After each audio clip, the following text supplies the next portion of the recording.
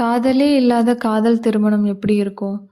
கல்யாணத்துக்கு முன்னாடி காதல் அப்படின்னு சொல்லிட்டு தான் கல்யாணம் பண்றாங்க. ஆனா, கல்யாணம் ஆனதுக்கப்புறம் போக போக கொஞ்சம் காலத்துல எல்லாமே மறந்து போயிருது. ஒரு ஆள் என்ன பிரச்சனை நடந்தாலும் அத எதுவும் கண்டுக்காம, தன்னோட டெய்லி லைஃப்ல என்னென்ன ரொட்டீன் நடக்குமோ, அத மட்டும் பண்ணிட்டு கண்டுக்காம கண்டு போயிருது. இன்னொரு சைடு அந்த பிரச்சனையெல்லாம் நெனச்சு ஃபீல் பண்ணிட்டு ஒரு மூலையில உட்காந்து அழுகுற ஒரு ஆள் இருப்பாங்க. ஆனா, தன்னை சமாதானப்படுத்தணும்னு ஏங்குற ஆட்கள அவங்க வந்து கண்டுக்காம, "நீ என்ன வேணாலும் பண்ணிட்டு போ. உன் மூஞ்சில இருக்கிற சிரிப்பும், கவலையும் எனக்கு எதுக்கு?" அப்படின்னு கண்டுக்காம, அவங்க டெய்லி லைஃப்ல நடக்கிற எல்லா விஷயமும் நடந்தா போதுன்னு போயிர்றாங்க. இதுல வந்து காதல் அப்படிங்கிறதே செத்து போயிருது.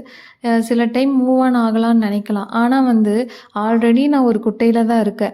நான் இன்னொரு குட்டைக்கு போனாலும், அது எனக்கு வேஸ்ட்டு தான். ஏன்னா, அட்லீஸ்ட் ஆல்ரெடி இருக்கிற குட்டையிலயாவது எனக்கு எந்த இடத்துல கால் வச்சா முள்ளு குத்தும்னு தெரியும்.